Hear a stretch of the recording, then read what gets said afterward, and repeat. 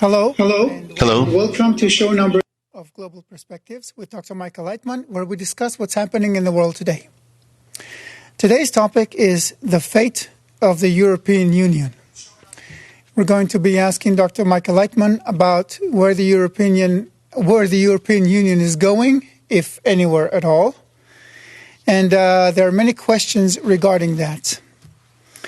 But, before we get into the topic, I want to read a few quotes about what's happening in the world today in regard to the European Union and what leaders of the European Union are thinking about their own organization. The Independent writes, Italian Prime Minister Giuseppe Conte has warned that the EU could fail over the response to coronavirus. The Guardian writes, the arguing over a financial rescue package for hard-hit states shows that even member states don't trust Europe. Gatestone Institute writes, the severity of the coronavirus crisis in Italy and Spain is due to the austerity measures associated with their membership in the Eurozone. The large numbers of dead appears to be the price that Italians and Spaniards are paying to be part of a monetary union which they never should have joined. Euronews writes, many countries feel let down, abandoned by the Union. Italian Prime Minister Giuseppe Conte didn't mince his words recently and said, if Europe does not show itself to be up to its task, the whole European project risks losing its justification to exist in the eyes of our own citizens. And finally, Reuters quotes Pope Francis saying that the European Union is presently facing an epochal challenge on which will depend not only its future, but that of the whole world. So, Dr. Laitman, what was your opinion on the whole idea of the European Union to begin with? Because I know that you thought it was a bad idea from the get-go and that it had no chance. So is this correct? And if so, why did you think it had no chance from the very beginning?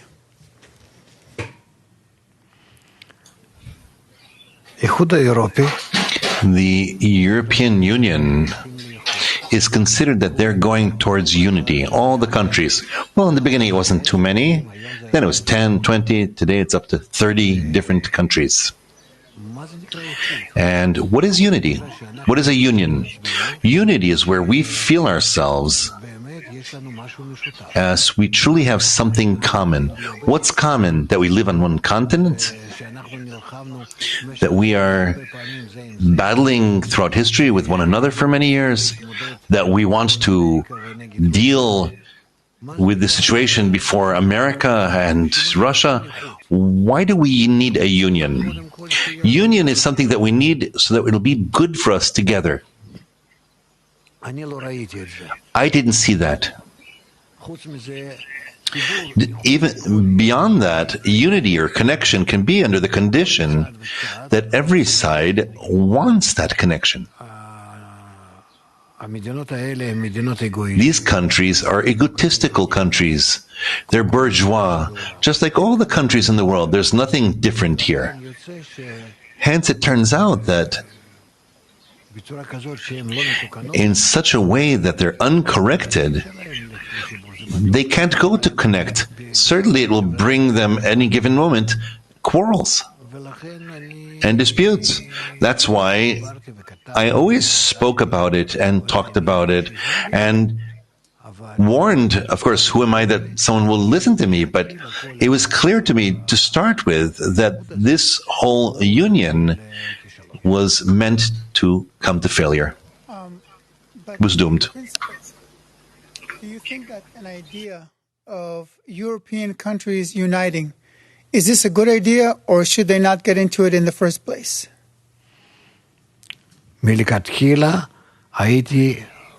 To begin with, I would recommend to all those countries, to the whole world, to all the people in the world, to be as one bundle, one unit.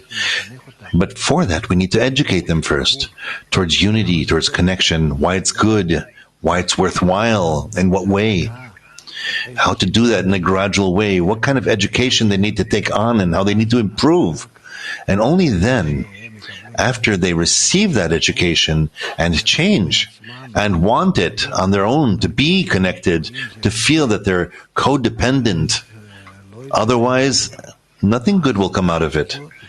So in such a way, it would be possible to start gradually this union.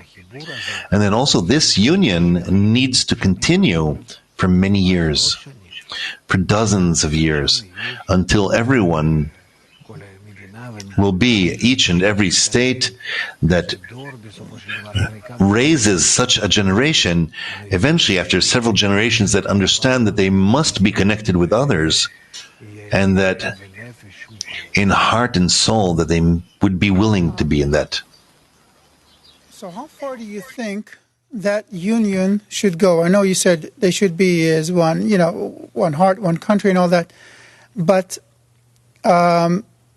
when we split it into specific aspects, then there are many issues involved, because we're talking about countries that have been rivals for centuries. They have been at each other's throats for centuries, using one another and exploiting one another, and at war, basically, with each other for many, many years. Yeah. So how far do you think it should go? For example, should they end up speaking the same language, like, say, in the United States, teaching the same textbooks at schools, having a single European government, as in the United States? How deep should this union be?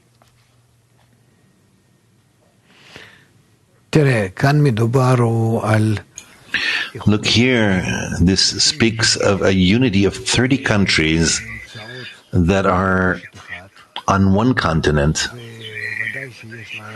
and they certainly have a very complex history, very complicated, that needs to be overcome. And it can't be if they don't take on an upper principle, a spiritual principle above the corporeality, and only then they will be able to understand that they have before them a special challenge of coming to this connection. As in the connection, they'll discover a new life, an upper force. And they will see this world, and they'll see the upper world in a way that is possible to be seen only in unity. But if it's the way it is now, only in order to use each other, and especially that's how Germany and France connected to start with that way, then certainly to start with, their whole intention was wrong. How to save themselves from the problems and blows and to acquire and steal, they operated like pirates, let's say, in a turbulent sea. And they did also all kinds of tricks and drills to be in that gushing waters. Certainly, I didn't think then, also in the 90s, even before that. I started to get interested in the European unity, in the Union, around 77, 78, 1978, 78. Yes, there was talks about it, and they started to put together a certain union in Brussels, and I had a friend there that was an accountant, and he was invited to work there. And he received something like hundreds of thousands of dollars. It was a lot of money that he was received for this role, and he wrote. And I talked to him as we met, and he told me about this, that they're starting to develop this system. And I, during that time, was already studying with my teacher the wisdom of Kabbalah. And that's why I shared with him my doubts, that it doesn't seem to me that something good would come out of this. But that was 1978, 79. Yes, something like that. You're saying that in order for a union among the European countries to succeed, they have to accept a spiritual principle above the corporeal principle. Yes? What do you mean by spiritual principle? What kind of spiritual principle? What do you mean by spiritual? For them to understand that on the side of nature, which is completely global and integral, that humanity won't be able to eventually be in any other form but connection without differences, borders, or any distancing from one another. That the future of humanity, just as it is written in the prophets, that we need to be as one man in one heart, and they will all be as one bundle, and all the nations will bind together as one nation. And that's not just a prophecy or a nice story, but nature, which is global, is pushing us, humanity, to take on that form. But it sounds to me like you're speaking about the end of the process, where everyone loves one another and they all agree to unite and everything's fine. But there is a long way from where we are now to what you're describing. What would you say is the first step that European countries should take in order to start building the correct connection? Maybe the European Union should fall apart right now and they should start building it from scratch. Maybe they should stay where they are right now, stay in the European Union, but start fixing it. What do you think is the first step toward correcting the situation that the European Union is in right now?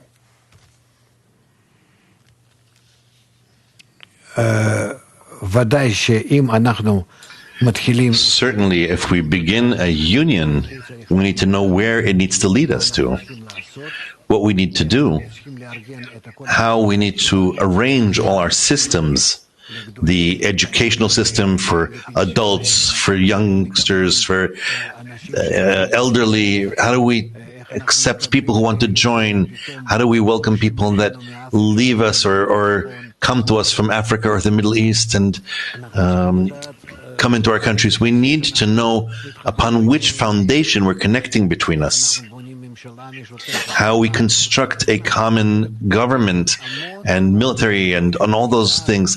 There are many important essential questions. The main thing is the topic of education.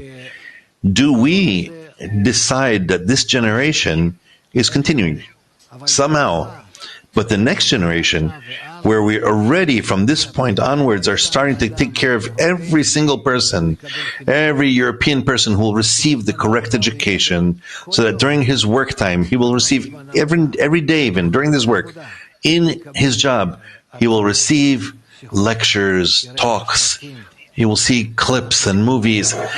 We need to come to changing the people who lived in wars, in borders, in pressures for thousands of years.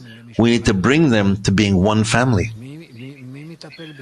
Who's taking care of that? Who cared for such a thing ever? Who thought about that? The only thing that was clear was that the banks and the industrialists wanted to kind of celebrate for themselves, to make more, to succeed, to move merchandise from here to there, to lower the tariffs and the manpower expenses and other things. And that's how they did it. They profited hundreds of billions of euros from that. But altogether, Europe has not become more united because of this. To the contrary, it increased hatred and separation. Let me ask a more specific question, which I didn't plan on, but I think it should be asked. Considering the situation right now in Europe, where there's a lot of hostility between mainly Northern Europe and Germany and France, as you put it, and countries in Southern Europe who feel humiliated and exploited to a great extent, especially after the 2008 crisis, where they were forced to take austerity measures and really suffered from that crisis. Do you think it's possible to create union right now with all the countries that currently exist in the European Union?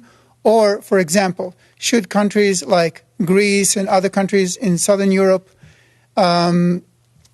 retire from the European Union, leave it, do their own Brexit, and start over, or create their own union and leave only Germany and France in there? There's a lot of things that have to be sorted out first, because there's a lot of hostility and hatred right now between the countries in Europe.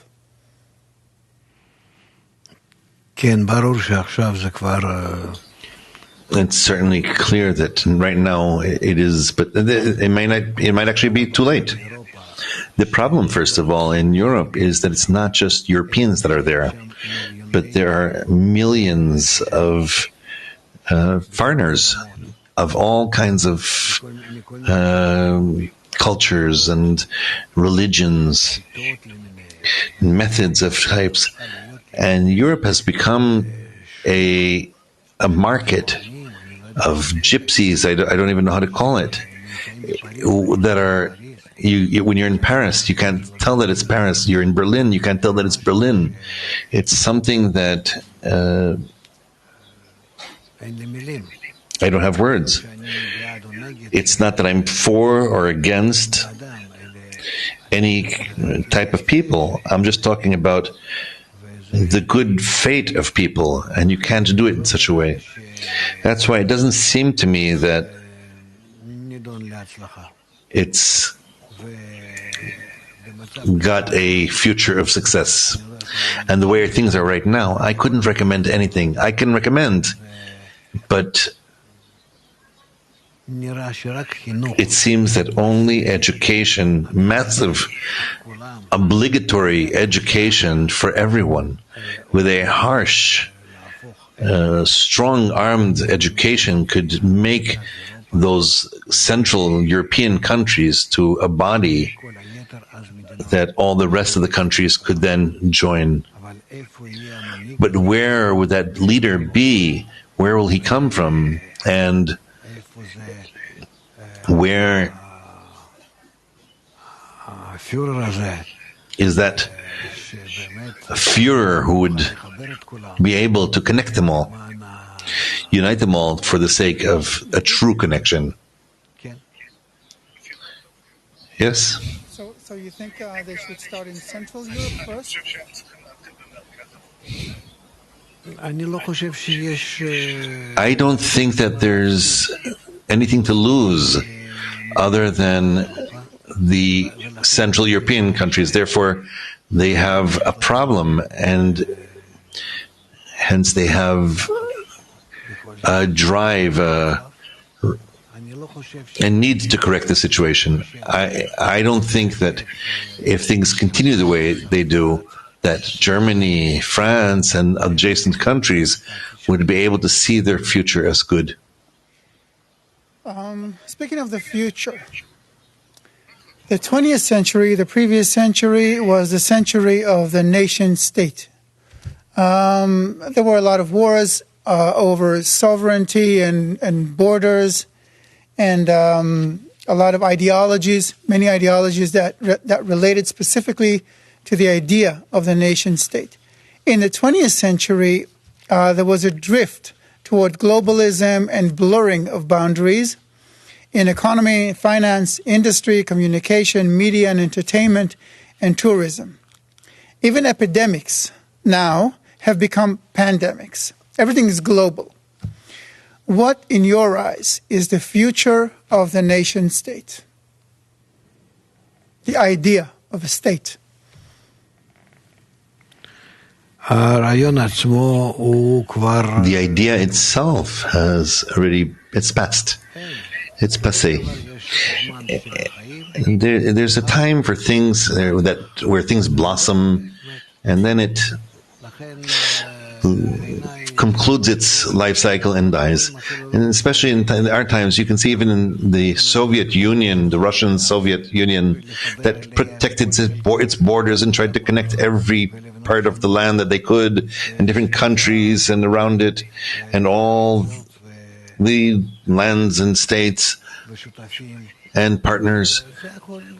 That all today we see. Where are the Russians? I meet them all over the world. Many in America, in Europe, in all kinds of places. People don't want to be connected to a country.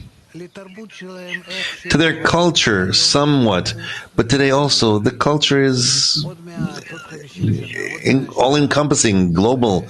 In about 50 years from now, everything will be in English, and they'll know, together with English, maybe some language of theirs.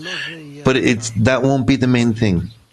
Nevertheless, we see that in every profession you need to have English. And therefore it seems to me that we have moved from that stage of living each in his country and connected to his nationality, etc.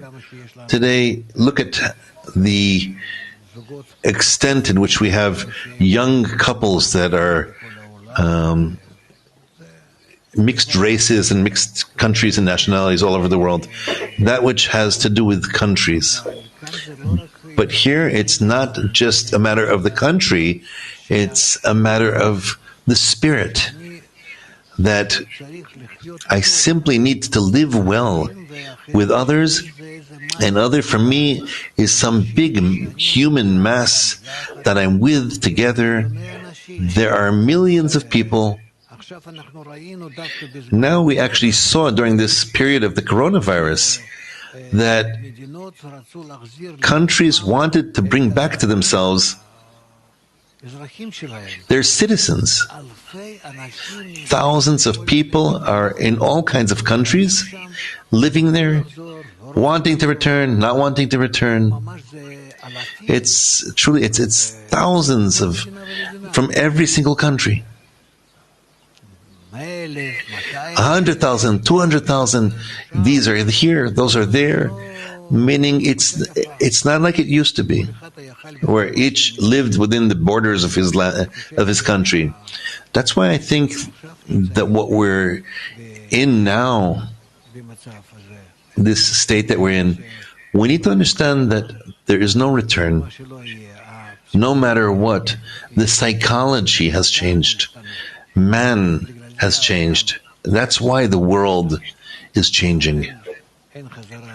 And therefore there's no return to defined countries and borders and calculations of each and every nation and nationality. You mentioned the coronavirus and how countries wanted to bring citizens back to their countries. Do you think the coronavirus can change that, or it's already... We can't go back to it? No, we can't return to being in the borders. This virus is just showing us how we need to correct the relations between us. That if the relations between us would be good, where we care and we're concerned for one another, and moving from one another just positive, good, nice impressions, not viral of this point, which are above our calculations, which are always bad, but such that we will relate nicely to one another, then it will be good. I am certain that in the near future we'll be able to make the correct calculations in how our relations are with one another, and we will receive the correct education, and no matter where people will live, we cannot return to our borders.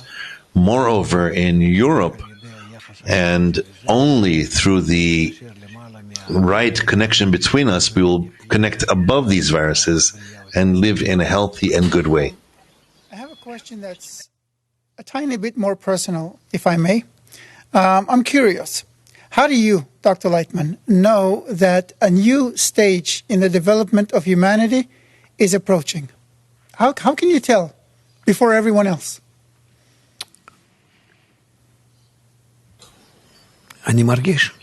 I feel there's no more than that. I simply learned the wisdom of Kabbalah, which explains to us how the world develops, that it is all one integral system, and therefore humanity must also take on that form. Why does humanity have to do this? Because they have to choose this way on their own. And therefore, even though it's not good to be connected or dependent and owing and concerned for one another, however, we need to bring ourselves to such an education. And then certainly also in the new world, we will cancel our borders, and it will truly be not just in Europe, but in a united world. And there will be no states or borders or nations, but rather it will all be as one man, in one heart, in one big country. And that's how Earth will exist in peace and tranquility. Asking this question is because you not only spoke about these things many years ago, you also wrote about it. For example, you published the book, The Benefits of the New Economy, 10 years ago, in 2010. And you wrote there about universal basic income and how people should be educated and that the European Union will collapse. All those things that are happening now, that people are now coming to realize are the right thing to do, you wrote about them years ago. So I was wondering how you could, identify processes before anyone could see them materializing. And that brings me to my last question, which is there any way that we,